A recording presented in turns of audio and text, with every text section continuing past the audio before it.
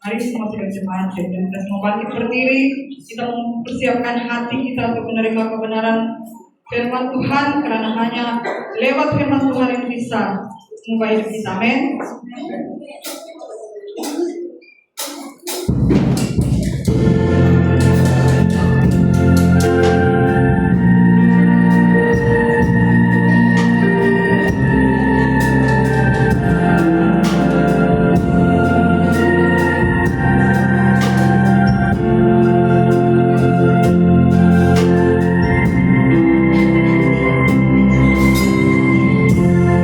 Allah, Roh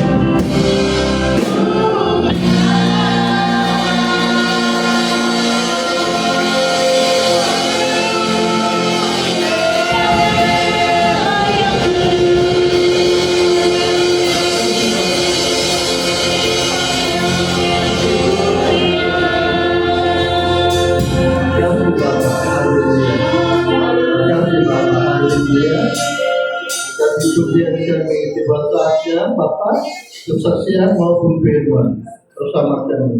Semua cara yang Tuhan berarti membawa berkat kita semua kami. Terima kasih Bapak.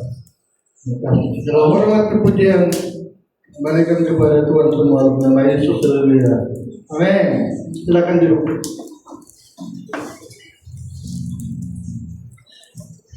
Di masanya kita beri ruang kesaksian kepada Pendeta Matius tadi. Persilakan.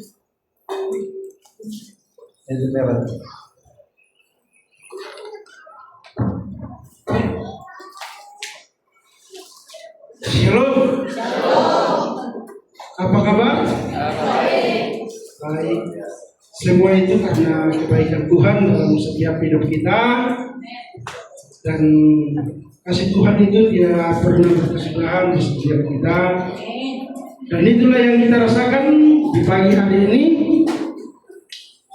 Dan pertama saya ucapkan terima kasih kepada Pastor Daniel yang telah memberikan waktu dan kesempatan untuk menyaksikan cara Tuhan dan kasih Tuhan dalam memberikan saya sebagai pertobatan, karena hidup saya dulu saudaraku sangatlah hitam karena segala perbuatan dosa. Mungkin di dunia ini saya lah yang paling dikatakan pembuat segala dosa.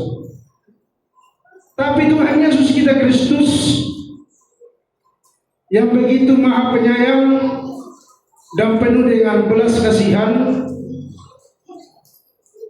yang membuktikan dan menyatakan bahwa kasih Tuhan itu sangat adil dan mulia. Dia datang 2000 tahun yang lalu kepada umat yang berdosa, bukan kepada ahli-ahli Taurat yang merasa diri bahwa benar, tetapi Tuhan datang kepada orang yang lemah dan orang yang berdosa untuk memberikan hidupnya menjadi tebusan kita. Sampai hari ini kita boleh ada semua itu karena anugerah dan kasih Tuhan begitu besar dalam hidup kita, yaitu Tuhan kita Yesus Kristus. Itulah Tuhan Yesus kita Kristus. Pada saat saya di dalam kegelapan, Tuhan datang membangkitkan saya di dalam lembah kegelapan, yaitu di dalam hutan. Tuhan datang seperti ini kepada saya. Bangunlah anakku. Pada saat itu saya melihat terang itu, cahaya bersinar, dan Tuhan Yesus datang memakai tongkat, sehingga dia berkata 3 kali, bangunlah anakku. Saya bangun. Dan pada saat itu juga kami berpelukan, dan dia mengatakan, pergilah anakku. Dan sampai hari ini saudara, saya ada di depan kita semua, itu karena anugerah Tuhan dan pertolongan Tuhan yang begitu sangat mengasihi saudara dan saya, sehingga pada saat ini kita boleh berkumpul, saya boleh berdiri di depan kita semua. Sepertinya hidup saya yang dulu tidaklah layak berdiri di depan saudara, tetapi karena Tuhan ingin bahwa kuasa Tuhan itu yang dahsyat, yang dapat mengampuni dari segala apapun dosa kita, apapun kelemahan kita, yang membuat kita tidak datang kepada Tuhan dan tidak mengakui bahwa Dialah Sang Juru Selamat kita. Dan ternyata di dalam hidup saya pada hari ini, yang itu saya saksikan kepada kita semua saudaraku, kita semua umat manusia adalah umat yang berdosa. Tetapi oleh karena kasih Allah kita yang sangat begitu besar kepada saudara dan saya, sampai kita hadir pada hari ini menyaksikan bahwa kamilah manusia yang kau tebus 2000 tahun yang lalu menjadi pemuja dan pemujimu. Terima kasih saudaraku yang dikasih dalam Tuhan. Kasih Tuhan itu begitu indah dalam hidup saya. Dan sudah 5 tahun saudaraku saya mengalami namanya pertobatan. Dan masih banyak hal yang perlu saya benahi dalam hidup saya. Dan saya minta kepada dukungan doa baik Bapak Ibu dan Saudara, baik Bapak Pastor di tempat ini mendoakan terus saya, dan biar permujizat Tuhan itu terus dinyatakan bagi kita semua. Dan saya percaya itu bukanlah ini awal dan bukan juga ini adalah akhir kita bertemu, tapi suatu hari kita akan dapat bertemu di tempat ini kembali dengan cara yang lebih dahsyat lagi. Apakah saudara dan saya percaya? Katakan amin. Haleluya. Percaya semua itu saudaraku, bahwa kuasa dan roh Tuhan itu ada di dalam diri kita. Kalau Tuhan memakai orang yang lain, saya juga percaya bahwa Tuhan akan pasti memakai saya. Dan semua itu sudah berapa? Saya menyaksikan bahwa kuasa Tuhan itu ada padaku.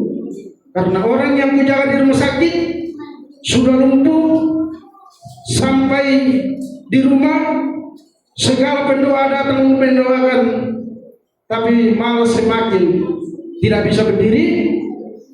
Tetapi waktu saya melihat dia, waktu didoakan, ada satu orang yang tidak memakai nama Tuhan datang juga untuk mengobat ceritanya.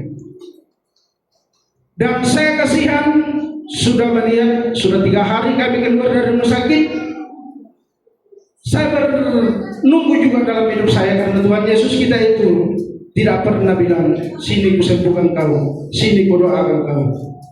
Tidak ada yang kudapatkan selama saya di dalam pertobatan, baik di dalam firman-Nya maupun di dalam istilahnya film-film yang dulu masa Tuhan di dalam dunia. Jadi yang saya percayakan bahwa kasih Tuhan ada pada orang yang percaya. Dan itulah saya yakini bahwa hidup saya bukan saya lagi, tapi ada Kristus bersama dengan saya. Berikan kemuliaan bagi Yesus. Haleluya. Dan pada saat itu saudaraku, hari yang ketiga saya datang untuk berdoa kepada orang itu. Kami berdua, saya suruh keluar dari kamar, keluarlah, duduk dan kita berdoa. Percaya, karena dia pemain musik juga. Aku bilang kalau Tuhan masih mau memakai saudara, percaya hari ini juga Tuhan akan menyatakan kuasanya kepada saudara, bahwa hari ini mendapat kesembuhan ilahi. Pada waktu itu saudaraku, kami berdua berdoa. Anak-anaknya yang kecil satu mungkin ya umurnya 8 tahun. Jadi kami berdoa, terus saya doakan. Habis berdoa, saya bilang berdiri. Berdiri dia, bilang berjalan, bilang sini tongkatmu, bilang tidak usah pakai tongkat. Tongkatmu adalah Tuhan Yesus. Jadi waktu itu dia berjalan, dan anaknya yang kecil itu meloncat dari sofa bahwa bapak saya sudah berjalan. Saya bilang itu adalah semua anugerah Tuhan, bukan karena hebat kita, bukan karena kepintaran kita, tapi itulah kasih Kristus dalam hidup kita.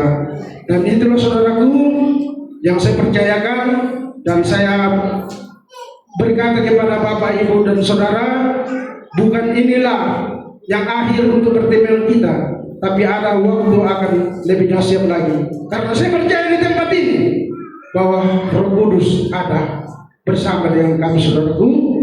Jadi percayalah itu, bahwa suatu hari kita akan bertemu kembali dengan cara Tuhan yang begitu luar biasa. Berikan kemuliaan bagi Tuhan. Haleluya. Ya, itulah kesaksian saya. Banyak sekali apabila saya mau uraikan satu persatu, tetapi semua itu saya sudah katakan kepada Bapak Ibu dan Saudara bahwa hidup saya yang dulu itu sangat gelap. Saya kepala judi, saya bandar narkoba, saya juga adalah satu perampok. Tapi semua itu adalah sia-sia karena ada saya lakukan di dalam kebodohan saya di luar kuasa Tuhan. Dan pada saat ini saya sangat bersyukur kepada Tuhan, betapa mulianya Tuhan, betapa kudusnya yang begitu dahsyat sehingga Dia datang secara pribadi di dalam hidup saya. Sampai hari ini saudaraku, aku berdoa teruslah Tuhan memperbaiki hidup ini. Pakailah, karena banyak jiwa-jiwa yang akan menantikan. Terpujilah nama Tuhan. Itulah kesaksian saya, tidak panjang lebar karena firman Tuhan kita mendengarkan. Saya sangat berterima kasih kepada Bapak Pastor di tempat ini, bersama dengan jemaat, bersama dengan pelayan-pelayan semua. Biarlah terus memberkati hidup kita, memberikan kesehatan kepada pastor. Suatu hari kita akan bertemu kembali. Haleluya, shalom.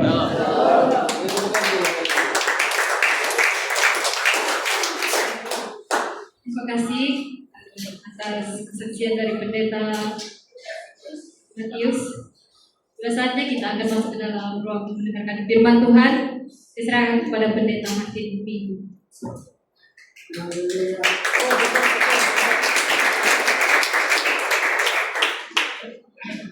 Baik, puji Tuhan. Shalom.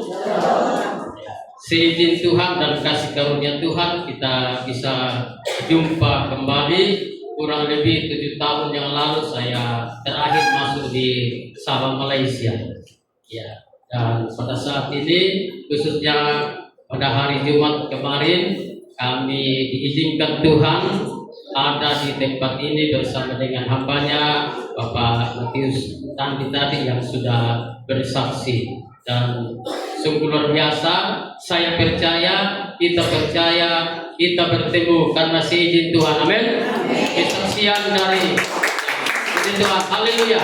Yang kesaksian dari hambanya tadi yang dia sudah uraikan, kiranya itu menjadi motivasi bagi kita semua bahwa hidup yang lama itu sia-sia karena hidup dalam kegelapan. Oleh sebab itu hidup yang baru yang kita miliki ini terus pegang, ya, terus di dalam Tuhan, ya, karena kita masih hidup di dunia ini, masih banyak tantangan, masih banyak masalah.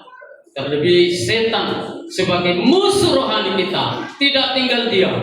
Dia berusaha untuk menjatuhkan kita, memisahkan kita dari keselamatan. Tapi kalau kita terus setia kepada Tuhan, maka Tuhan ada di dalam kita. Apapun tantangan, kita pasti menang bersama Yesus. Amin. Nah, puji Tuhan. Saya akan menyampaikan firman Allah bagi kita. Kita sama-sama belajar, bukan saya khotbah atau menggurui kita semua, tetapi kita sama-sama belajar kepada firman Allah pada saat yang berbahagia ini. Mari kita akan baca di dalam Injil Matius. Injil Matius pasalnya yang ke-24, ayatnya yang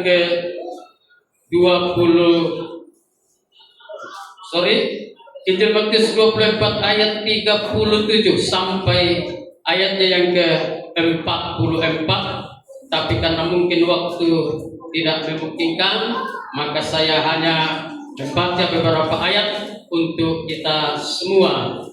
Ya, baik Bapak Ibu, saya langsung membaca, atau lebih baik kita sama-sama baca ayat yang saya sebut di dalam hitungan yang ketiga. Mari kita sama-sama baca sama-sama. Yang setuju, yang siap katakan amin. Amin. Baik, ayat yang ke-42. Kita sama di dalam baca dalam hitungan yang ketiga. 1, 2, 3. Karena itu berjaga-jagalah, sebab kamu tidak tahu pada hari mana Tuhan datang. Bapak Ibu Saudara yang sama dikasih oleh Tuhan, ini berita yang perlu kita perhatikan hari-hari ini. Kalau di terjemahan bahasa Indonesia masa kini bunyinya begini Bapak. Jadi waspadalah, sebab kalian tidak tahu kapan Tuhanmu akan datang. Ya, kapan Tuhanmu? Kamu tidak tahu kapan Tuhanmu akan datang. Ya. Jadi tema kita pada kesempatan yang berbahagia ini adalah ya, kita harus waspada atau berjaga-jaga. Kita harus berjaga-jaga. Ya, bagaimana caranya kita berjaga-jaga? Bagaimana caranya kita waspada? Ya, atau apakah yang dimaksud dengan waspada? Apakah yang dimaksud dengan berjaga-jaga, Bapak? Ya, karena banyak orang Kristen hari-hari ini dia hidup, dia tidak berada di dalam kewaspadaan. Kalau kita perhatikan ayat yang ke-37 mulai, ya, saudara, di situ dikatakan sebagaimana halnya pada zaman Nuh, demikianlah pula halnya kelak pada kedatangan Anak Manusia. Sebab sebagaimana mereka pada zaman sebelum air bah itu makan minum, kawin dan mengawinkan sampai kepada hari Nuh masuk ke dalam bahtera. Ya. Dan mereka tidak tahu akan sesuatu sebelum air bah itu datang dan melenyapkan mereka semua. Demikian pula halnya kelak pada kedatangan Anak Manusia. Pada saat itu Bapak Ibu saudara yang sama dikasih Tuhan, manusia sedang di dalam tidak sadar, manusia tidak waspada. Yang dilakukan oleh manusia saat itu, yang dipikirkan adalah ya kawin dan mengawinkan, soal makan dan minum. Bukan berarti tidak makan, tidak minum, tidak mencari ya makanan dan minuman. Itu kita butuh ingat, hanya sebatas kita ada di dunia ini. Ya. Oleh sebab itu mari kita berjaga-jaga. Ya, mari kita waspada. Jangan sampai yang kita pikirkan, yang kita lakukan sepenuh ya hanya memburu uang, memburu kekayaan sama uang ya, ringgit, ya duit. Ya, sehingga banyak orang Kristen hari-hari ini sudah bertahun-tahun, sudah berbulan-bulan tidak pernah beribadah kepada Tuhan, tidak pernah memuliakan Tuhan karena saking sibuknya dengan hal-hal dunia. Nah, Bapak Ibu, kalau kita kembali di dalam kitab Kejadian pada peristiwa ya Nabi Nuh, ya manusia pada saat itu menjalankan hidupnya yang rusak. Sehingga pada saat Tuhan melihat, wah manusia ini sedang mengikuti kemauan daging mereka, maka menyesal melihat perbuatan manusia yang rusak itu.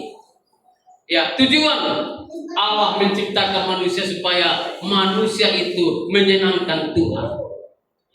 Tetapi karena manusia sudah terpengaruh dengan perkara-perkara dunia, sudah digelapkan oleh kuasa kegelapan, ya, sehingga dia hanya mementingkan dirinya sendiri, ya, fokus untuk kepentingan-kepentingan yang hanya sementara, ya. Tetapi pada saat itu hanya Nuh dan keluarganya yang melakukan apa yang Tuhan kehendaki.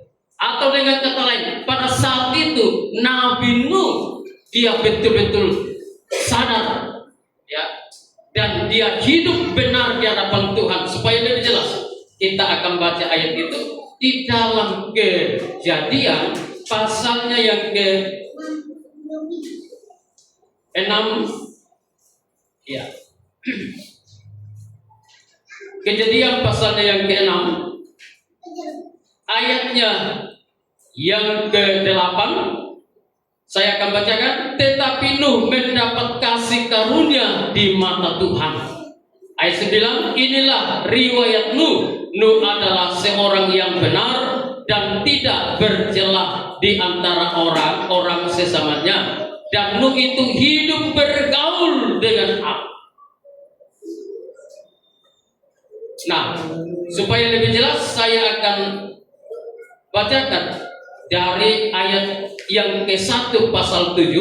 Lalu berfirmanlah Tuhan kepada Nuh, masuklah ke dalam bahtera itu, engkau dan seisi rumahmu, sebab engkaulah yang kulihat benar di hadapanku di antara orang zaman itu. Jadi hanya Nabi Nuh yang dilihat oleh Tuhan bahwa Nuh ini adalah orang-orang yang apa tadi? Orang-orang yang hidup benar. Jadi kita hidup di dunia ini harus hidup benar. Amin. Ya. Dari manakah kita mendapatkan kebenaran ini? Tentunya daripada Tuhan. Ya. Kuduskanlah mereka di dalam kebenaran, karena firman itu adalah kebenaran. Nah, supaya kita menjadi orang yang benar, maka kita harus menerima firman Tuhan dengan rendah hati, ya, dengan tulus hati, ya. Dan tentunya kalau saya dan saudara mendengar, membaca firman Tuhan dengan rendah hati, saya yakin dan percaya di situ ada Roh Kudus, di situ ada Roh Allah. Dan Roh Allah inilah yang membangkitkan kita, menggairahkan kita, bahkan memampukan kita untuk mengerjakan keselamatan kita di hadapan Tuhan. Ya, Roh Kudus memampukan kita, Roh Kudus mengingatkan kita, sehingga pada saat-saat ibadah kita bisa datang kepada Tuhan. Kita mampu meninggalkan segala kesibukan kita, segala rutinitas kita, aktivitas kita, kita rela, kita mampu tinggalkan dan datang menyenangkan Tuhan. Karena saya itu saudara mau dinyatakan juga menjadi orang yang benar. Amin. Ya, sebab kalau kita tidak benar di hadapan Tuhan, maka kita tidak selamat. Nah, Bapak Ibu Saudara, di Kejadian pasal yang ke-6, ya, banyak orang yang hidup mengikuti kemauan daging. Ya, Allah sendiri mengatakan, perhatikan kembali di ayat yang ke-13 atau ayat yang ke-12 mulai. Allah melihat bumi itu dan sungguhlah rusak benar, sebab semua manusia menjalankan hidup yang rusak di bumi. Manusia pada saat itu selain daripada Nuh, dia menjalankan hidupnya yang rusak. Manusia saat itu sudah tidak lagi dalam kebenaran Allah. Dia hidup dalam kebenaran dirinya sendiri. Ya, dia saling mempersalahkan satu sama lain. Dia menghakimi. Ya, hanya juga fokus kepada soal materi.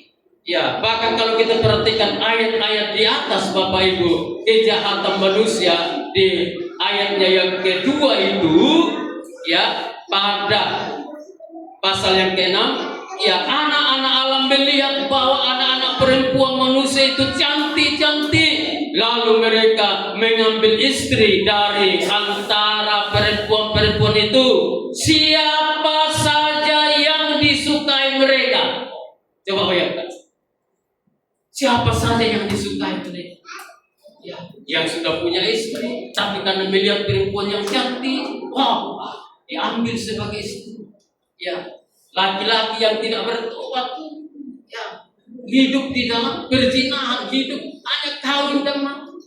Ya, nah itulah yang terjadi hari-hari ini.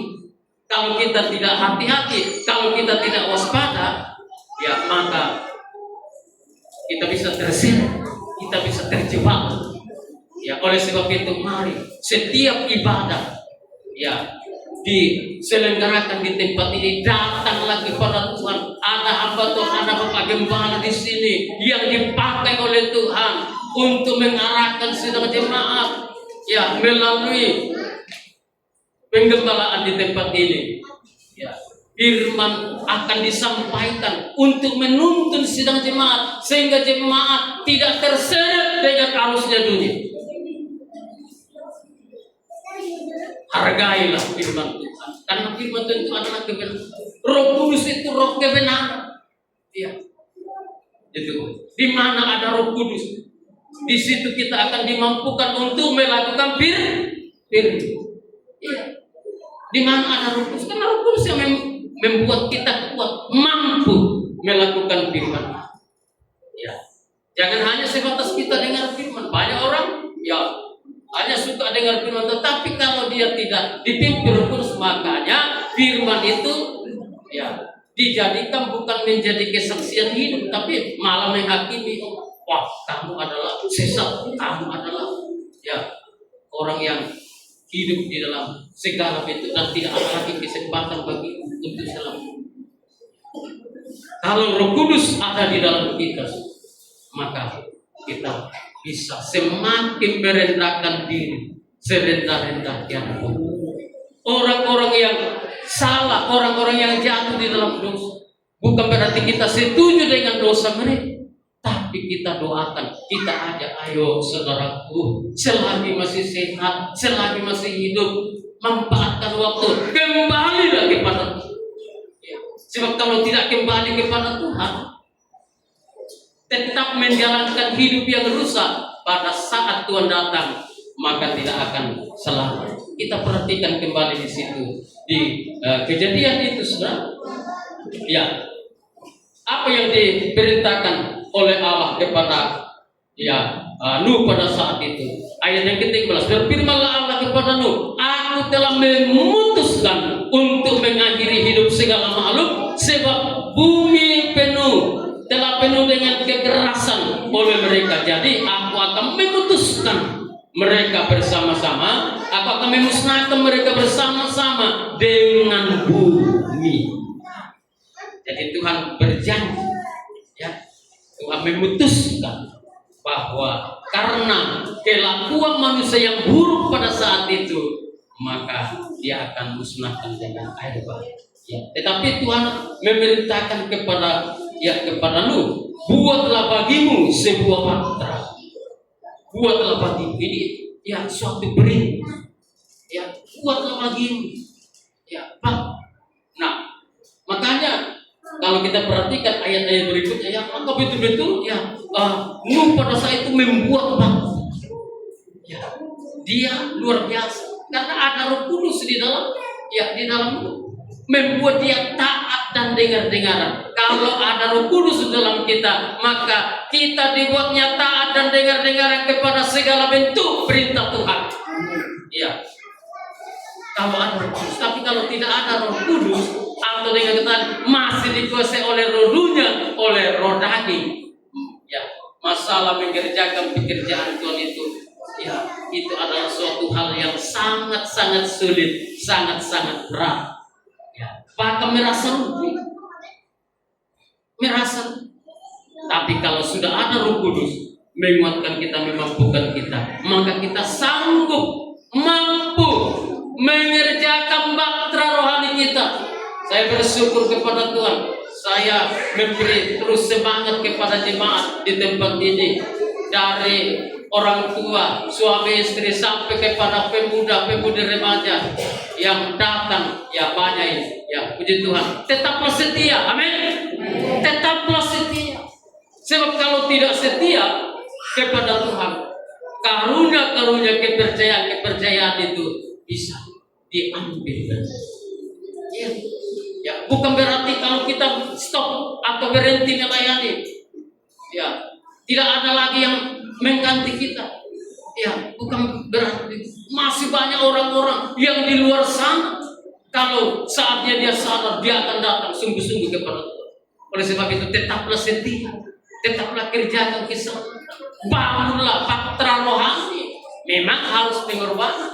Kalau kita perhatikan bahtera yang dibuat oleh Nabi Nuh itu, Bapak Ibu, itu ya kalau ya Indonesia lebih 100 meter panjang, ya lebar, ya juga ya bukan ukuran kecil, ya 3 tingkat juga. Ini pengorbanan yang besar, ya, keluar duit pada saat itu, dan tentunya juga Nuh pada saat itu masih makan, ya kan, masih minum, ya, masih berpakaian, tapi dengan dia terus mengerjakan keselamatan mereka. Apa yang diperintahkan Tuhan, dia harus kerjakan, dia harus lakukan. Ya, dia rela berkorban. Ya. Sewaktu-waktu Tuhan minta apa yang Tuhan titipkan. Ingat Bapak Ibu, kesehatan ini adalah titipan Tuhan. Amin. Ya, ringgit itu yang atau gaji kita itu, yang itu titipan Tuhan. Ya, kita kembalikan kepada Tuhan, berpuluhan sebagai ucapan syukur kita kepada Tuhan. Ya, merasa kita bahwa Tuhan sudah sertai kita 1 bulan lamanya bekerja sehingga habis, ya istilahnya habis bulan dapat apa? Dapat gaji, ya kan? Ya. Syukuri kepada Tuhan memberi kesehatan. Ya, pakai untuk Tuhan. Ya, saatnya bekerja dengan sungguh. Saatnya beribadah dengan sungguh. Amin. Ya. Jangan seperti pada zaman dulu, banyak manusia saat itu hanya perkara-perkara duniawi yang dipikirkan, makan dan minum, gitu. Ya. Semata-mata untuk perut. Ya, yang dipikirkan hanya ya kawin dan mengawinkan. Hari-hari ini Bapak Ibu, bukan berarti ya dilarang menikah kalau memang sudah waktunya Tuhan. Tapi coba lihat, kalau ada orang mengadakan pesta nikah, pernikahan, kira-kira kalau di sini 1 ringgit cukupkah itu? Ya, ayo, 1 ringgit cukupkah? 1.000 ringgit cukupkah? Ayo, Bapak Ibu yang sudah pernah menikahkan anaknya, ya kan? Ya, persiapannya itu kira-kira apa? Berpuluh-puluh ringgit, bukan, beribu-ribu ringgit. Tapi kalau mempersembahkan sesuatu kepada Tuhan, cari uang-uang yang kalau di Indon, ya, yang ada uang parang gitu, uang 1.000 rupiah, ada kamar barang, ya, kalau merah dikasih lewat, cari yang mungkin agak-agak, ya hijau-hijau, ya. Atau paling parah lagi, lewat, ya kundi. Tapi kalau untuk pesta, ya semangat, ya puluhan juta, ya puluhan ribu ringgit dia korban, bahkan merasa tidak cukup. Ini manusia daging sebenarnya. Ya, bukan berarti tidak boleh menikahkan anak. Memang menikahkan anak kita itu ya bukan sedikit biaya, tidak salah. Tetapi jangan karena ya hanya itu yang dipikirkan kemudian tidak pernah kalau ada mungkin rencana-rencana beli musik, ya beli ini kemudian kita tidak bisa berkorban begini. Ya, ingat, ya titipan, semua titipan yang Tuhan berikan, titipkan kepada kita bertanggung jawab tangan. Oleh sebab itu, kesehatan yang Tuhan titipkan, mari ya kita pakai untuk hidup untuk Tuhan. Jangan hidup untuk mengikuti kemauan nafsu dah. Nah, Bapak Ibu Saudara, ya diperhatikan di ayat 22 tadi itu, ya ini yang karena Nabi Nuh ini adalah orang yang dengar-dengaran akan perintah Tuhan. Ayat 22, lalu Nuh melakukan semua itu tepat seperti yang diperintahkan Allah kepadanya. Demikianlah dilakukan. Jadi tidak sebatas mendengar, tapi dia sungguh mempraktekkan atau melakukan. Makanya di ayat yang ke-1 tadi pasal 7, ya Tuhan katakan apa? Engkaulah yang kulihat benar di hadapanku. Ini biasa. Setelah ya Nabi Nuh sungguh-sungguh mendengar, sungguh-sungguh praktekkan firman Tuhan, Tuhan sendiri mengatakan, engkaulah yang kulihat benar di hadapanku di antara orang sesama. Ya, kita ingin supaya Tuhan juga menganggap kita adalah orang-orang yang benar, orang-orang yang setia, orang-orang yang taat kepada Tuhan, sehingga janji Tuhan hidup yang kekal itu menjadi bahagian kita. Bapak Ibu Saudara-saudara, ya sesudah Nuh membuat bahtera, sesudah Nuh membuat bahtera, Tuhan suruh masuk, ayo masuk. Itu kan, ingat baik-baik. mengerjakan ya, sama dengan kita sedang mengerjakan keselamatan kita di mana? Ayo, di bumi ini. Dan ingat, kita tidak selamanya ada di bumi ini. Yang situ juga katakan amin. Amin. Kita tidak selamanya ibadah di dunia ini. Ada masanya kita akan masuk surga.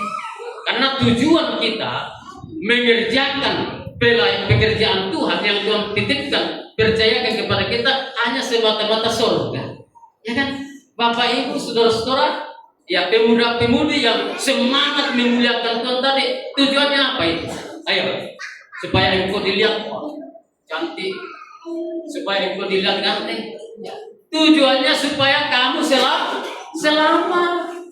Ya, tujuan kita berkumpul pada hari ini, tujuan kita melayani, tujuan kita berkorban supaya selamat. Lakukanlah itu untuk Tuhan, bukan untuk manusia. Lakukan untuk ya, senangkan Tuhan. Jadi tujuan kita datang menyenangkan Tuhan. Sehingga ada lagu menyatakan apa? Mau menyenangkan. Kalau kita nyanyikan lagu ini, saudara, kita jiwai, tidak terasa air mata kita menetes.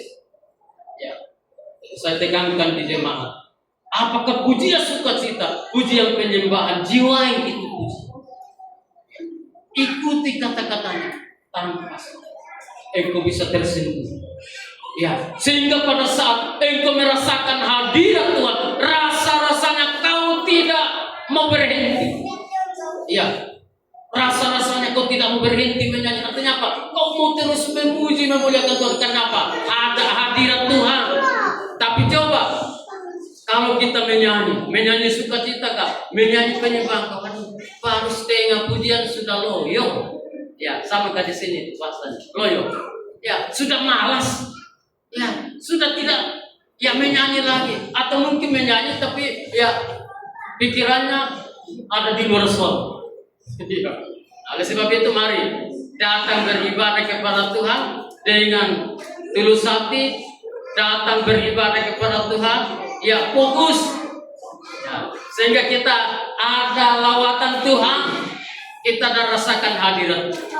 Sungguh itu namanya sungguh-sungguh mengerjakan keselamatan. Ya, firman Allah mengatakan, kerjakanlah keselamatanmu dengan takut dan gentar. Artinya apa itu Bapak Ibu? Ya, kita melayani Tuhan, kita beribadah, berusaha menyenangkan hatinya Tuhan. Iya. Nah, sebab kalau kita ibadah tidak sungguh-sungguh, ibadah tradisi, ibadah kebiasaan. Markus pasal 7 dan juga ada di dalam Injil Matius mengatakan ibadah yang percuma. Ibadah yang percuma. Percuma artinya tidak ada, sia-sia. Tapi kalau kita ibadah dengan sungguh-sungguh, ya, ada hadirat Tuhan. Maka sementara kita di dalam ibadah, kita akan terima kasih Tuhan. Kalau saya bisa memuji Engkau, itu kasih karuniamu. Ya, merasakan kebahagiaan yang luar biasa. Bahkan juga kalau kita pulang sampai ke rumah kita masing-masing, kita masih bisa mengatakan terima kasih Tuhan. Kalau hari ini saya bisa ada kesempatan melayani-Mu, saya bisa ada kesempatan mengerjakan keselamatan. Oh, terima kasih Tuhan. Sekalipun mungkin di sisi ekonomi, di sisi ya ringgit kita kurang, karena biasanya masih ada jam-jam kerja, tapi kita sudah beribadah. Ya, tapi coba kalau orang tidak dilawat Tuhan di dalam ibadah, pulang nanti bersungguh-sungguh, pulang nanti mempersoalkan, pulang apa itu? Bahkan mungkin di dalam hati, coba kalau tadi saya tidak pergi, ya, merasa rugi. Ya, dan saya percaya, saya yakin kita semua ini datang menghadap Tuhan dengan hati yang tulus, amin. Dan pada saat kita kembali bahagia. Ya, kita kembali sungguh bahagia. Ya, di dalam 1 Timotius pasal yang ke-6 ayat 6, ibadah itu kalau disertai dengan rasa merasa cukup, memberi keuntungan yang besar. Ya, kalau saya dan saudara bisa beribadah, di dalam ibadah memuji Tuhan, mendengar firman Allah, menerima kuasa Roh Kudus, ya, kita menerima keuntungan yang besar. Ya, kita dinyatakan sebagai orang yang beruntung di hadapan Tuhan. Mungkin secara dunia kita rugi, tapi saudara dan saya beribadah kepada Tuhan, kita yang dinyatakan orang yang beruntung. Tahu namanya beruntung? Berhasil. Wah, luar biasa. Jam berapa ini? Ya, mari saya akan sedikit tambahkan ayat Bapak Ibu. Ya, jadi ya tema kita hari ini adalah waspada. Ya. Waspada artinya ya, mari betul-betul kita ya menuruti keinginan Tuhan, kemauan Tuhan. Sebab kalau kita tidak waspada, kita tidak berjaga-jaga, kita bisa terseret dengan ya kemauan daging kita, dengan orang-orang yang di sekitar kita, mungkin saudara kita, mungkin tetangga kita yang hanya sibuk dengan perkara-perkara dunia. Saat dia mengajak kita, ayo kita kerja dulu nih, lain kali itu ibadah, kita bisa ya turut mengikuti kemauan mereka. Itu namanya terseret. Ya, mana lagi pengaruh buruk, kejahatan, penajiskan sedang merajalela di mana-mana. Kalau kita tidak berjaga-jaga, kalau kita tidak ada di dalam Tuhan, siapa kita bisa terjadi kejatuhan, perselingkuhan, perceraian di mana-mana. Ya, karena tidak waspada, karena tidak berjaga-jaga. Setan namanya setan. Tujuannya apa? Untuk merusak. Ya.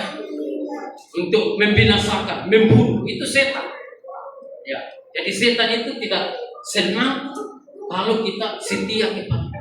Oleh sebab itu, hidup kita semua adalah orang yang sudah dipanggil Tuhan. Ya, kalau Bapak Matius tadi ya bersaksi, nah, Tuhan panggil dia, Tuhan kasih dia. Ya, Tuhan mengasihi kita dengan cara ya. Dan yakinlah, kita semua ini adalah orang-orang yang dipanggil Tuhan. Amin.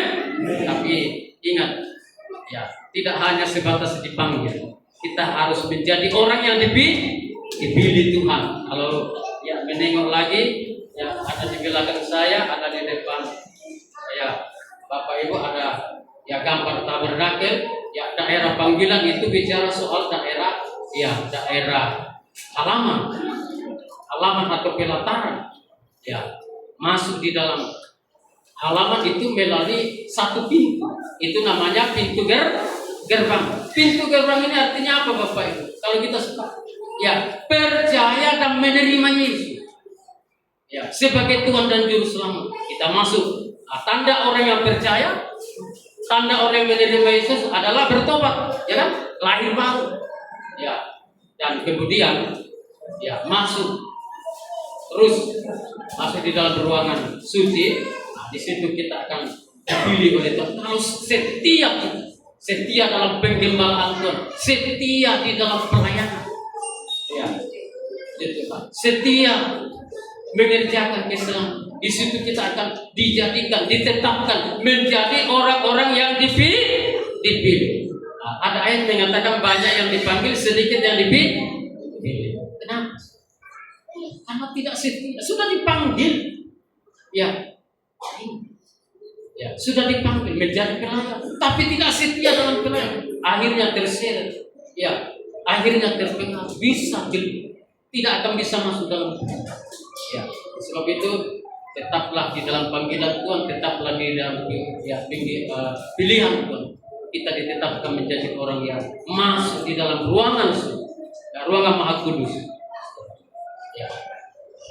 Dan itulah ending pengikutan kita kepada masuk di surga, bertemu dengan Yesus Kristus, mempelai pria surga.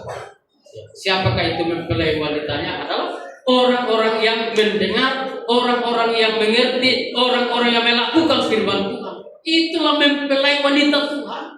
Ya, merek gereja atau sinode itu hanya sebatas menertibkan administrasi kita di berbagai negara. Ya, seperti kami di Indonesia ya harus bernaung di dalam salah satu organisasi Gereja Pantai Kosta Tabernakel. Tapi bukan Gereja Pantai Kosta Tabernakel yang menyelamatkan. Ya, itu. Saya pun datang di sini, ya itu ya ada surat keterangan atau ya surat izin dari ya ketua wilayah kami Bapak Pendeta Andika. Itu menertibkan ya kita sebagai ya orang-orang yang berorganisasi. Ya. Sama seperti Bapak Ibu di sini, ya bernaung di gereja Alfa Omega, ya kan? Tapi yang disampaikan di sini sebagai aturan adalah firman Allah, ya kan? Di dunia ini banyak macam merek organisasi, tapi bukan merek organisasi yang menyelamatkan kita adalah firman Allah yang kita dengar, kita ya lakukan. Bapak Ibu saudara-saudara ingat, ya kita tidak selamanya ada di dunia ini, ya. Firman mengatakan langit yang ada, bumi yang ada, semua yang unsur di dunia ini akan binasa. Tapi Tuhan menyiapkan langit yang baru, bumi yang baru. Ya, turun dari surga Yerusalem baru. Kitab Wahyu pasal 21 ayat 1 ke bawah. Ya, tapi saya mau baca satu ayat lagi di dalam Petrus. Ya, kita akan lihat Bapak Ibu, ya di dalam 2 Petrus pasalnya yang kedua, 2 Petrus pasal yang kedua,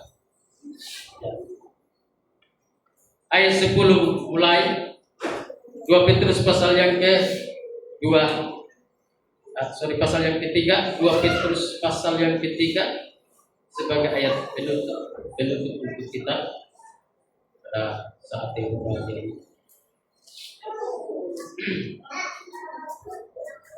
Adakah yang bisa membacakan? Tolong yang sudah dapat 2 Petrus pasal 3 ayat yang ke-10.